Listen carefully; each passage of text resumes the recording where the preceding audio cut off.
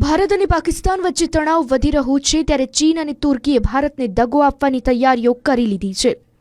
ચીની રાજદૂતે સોમવારે પાકિસ્તાનના રાષ્ટ્રપતિ આસિફ અલી જરદારી સાથે મુલાકાત કરીને પ્રતિક્રિયા આપી છે કે ચીન હંમેશા પાકિસ્તાનનું સમર્થન કરશે। આ મીટિંગ એવા સમયે થઈ છે જ્યારે ભારત અને પાકિસ્તાન વચ્ચે તણાવ ચરમસીમા પર છે। રેડિયો પાકિસ્તાનના રિપોર્ટ અનુસાર ચીની રાજદૂતે રાષ્ટ્રપતિ જરદારી સાથે મુલાકાત કરી ભારત અને પાકિસ્તાન વચ્ચે વધતા તણાવ અંગે ચર્ચા કરી છે।